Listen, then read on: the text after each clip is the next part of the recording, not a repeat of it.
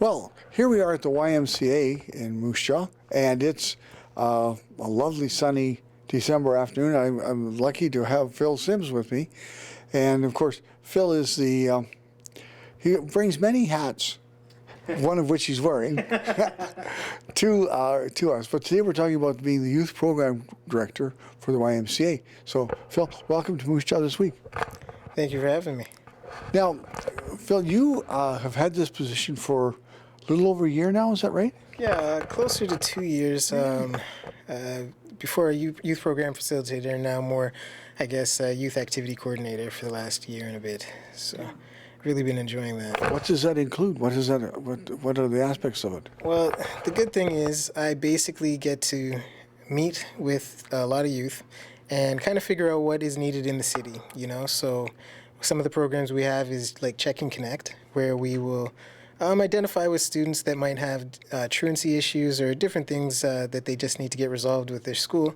And then I'll meet with them periodically and just see if we can figure out what some of the problems might be and do some problem solving. We have the Plugged In program, which is more of an after-school program where we would go and I would just go and check on kids and get them involved so that they feel that they're connected. So I might go take them out to do some sports. We might go to the YMCA or we might go to YAR or, we might just do different things and find out how we can get them connected because they might not have a social peer group and just see that we can get them feeling that they're part of the community. And these two programs, they really make me happy because I get to directly see, the results of it, right? And also, your partner, how I got to know you is through the Access Committee, Yeah. and which is a point of connection between all agencies that deal with youth in the community. But you've got a lot of programs underway and activities like basketball and which is real success with you. And Basketball has just been amazing. At any given time, when we run it twice a week, once here at the YMCA and once through the city at Riverview, and it'll be packed. At Riverview, we sometimes 20 to 30 different, people coming out to play full 5-on-5 basketball, and I mean, it's really about an attitude of just coming, doing something together, being focused on the goal of, we're just having fun, and we're trying to make it equally accessible to everybody. There's no like, oh, I'm the best, or there's no the best team. Everybody's competing hard, so the teams are pretty equal. And it doesn't matter if you're a newcomer or you're a pro, you're going to fit in, and it's going to be challenging no matter what age you are or what skill level you are. And it's just fantastic. And then here on Thursday, it's just packed. We have youth coming in. They're playing.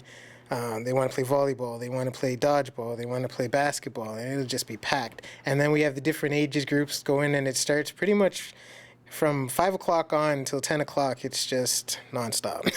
You know what I mean? Yeah, you've got a lot of things, and it's what a wonderful thing to have this facility. Yeah. Although at times it doesn't seem to be enough.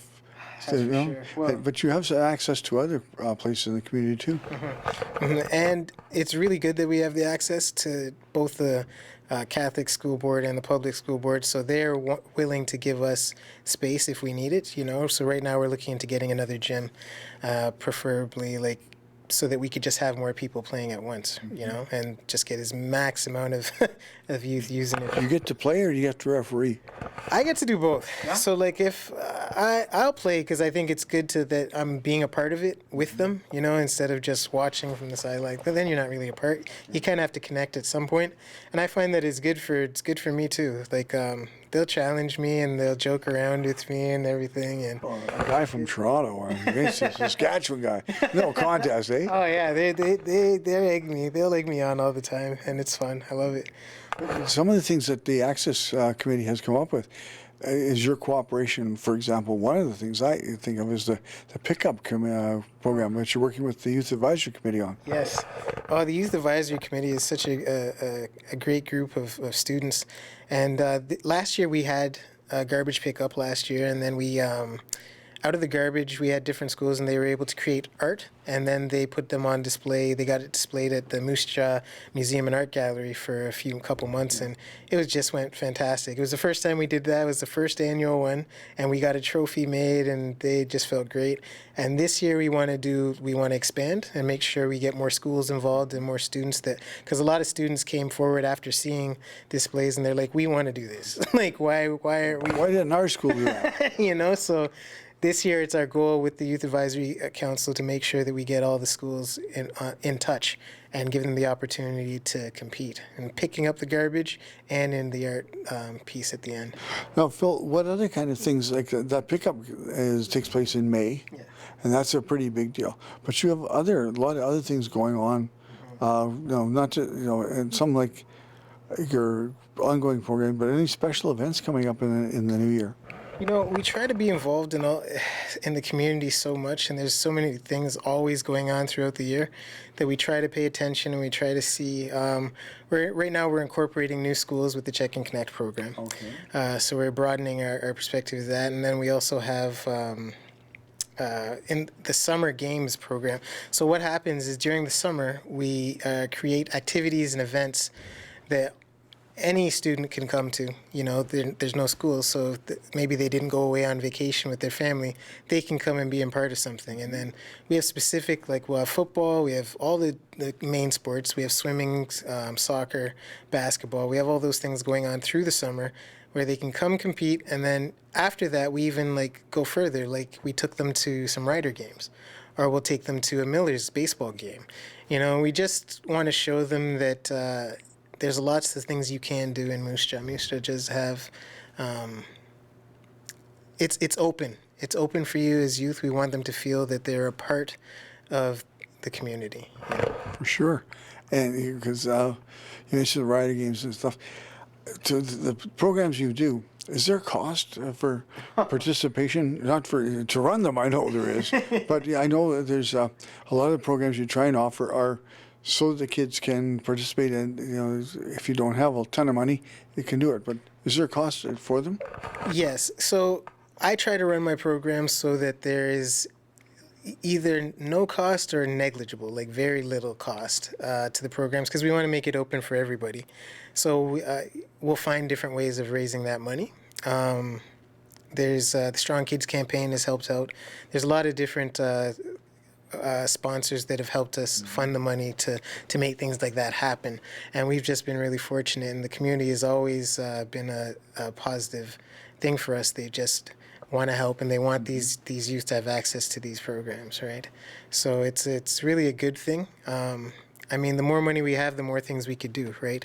Like, I wish I could just clone myself, and then have me going all over the city. That'd be amazing. But yeah, one step at a time, and I think we're doing a good job with using our resources to the best of our ability. So. Well, that's very true, and the Y has got a lot of diverse programming available to people in the community. Like, not just through yours, but there's the gym here, there's the courts. School suspension program. Yeah.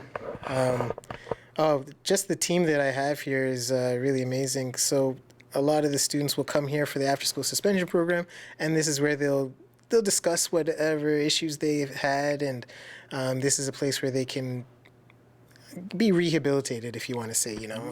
They can come and just take a break and just figure out what went wrong, and then talk, and then they can go back. And a lot of the time we see a really good success rate from the kids that are able to come in and just have this time where they're away from the situation, and then they can go back and feel fresh and get a fresh start. So yeah, because oftentimes when you're young, you sometimes make a stupid mistake or something, and then you're kind of locked in. Oh, for sure. And if you get branded, you're Exactly, right? And we want to get away from the stigmas and from all the associations with negative things, because we were all young and we all just did dumb things. When you're young, you sometimes just, I don't know why I did it. I just did it because my friends were doing it, or something like that. And it's just, we want to show them that you can make positive choices. You can make positive choices, and you can be a support for your friends, for you to do better and for them to do better. And together you can be even stronger. So we're trying to just keep hammering that home so that they get that, okay, if I make a good choice today, I'm better. I'm better off, right? So, yeah. Well, yeah. And I wanted to talk to you about, just to give you the opportunity because, there's so many good things going on in the community that people never, not never, but sometimes they don't know about. And you've been a real positive influencer on a lot of people. And it's a good thing. So, we're happy to have you with us. Thanks to Stacy. Yeah, for sure. Stacy's doing a lot of great things too. She's working with drug court right now, and she's just like, she loves her job because she gets to direct. We're talking about Stacy, his wife. Yeah, yeah. She together. I think we're a really good team. We don't work together directly, but she's doing things as well in the community, and it's really good. And we're just really positive, and we're really happy where we're at, and that we're able to actually make some change happen. Final question, Phil. How's Philly 5 doing? Philly 5 is great. I guess for those who don't know, I'm a musician that goes by the name Philly 5. I have a single actually coming out, Kill Switch, and it'll be available on Apple Music and iTunes within the next week. So, good luck for that, and thanks for letting us know about that, because people can lock in on it. Yeah, check that out. Go to iTunes and download that song. It's really good. I'm really proud of it. So I think you'll enjoy it. Well, Phil, it's been great to sit down and chat with you. Thanks for taking the time. Good luck with all the programs that you've got coming off, and maybe some funding will come your way even more. But what you're doing right now, if you can get a clone, I think that would help a lot. Cloning machine. Anyone that knows how to clone, put your technology forth. Okay. Thank you for having me. You're welcome. And so that wraps up our program. I want to say thanks to Phil for being here, and thank you for watching. We'll see you again soon on Moose Jaw This Week.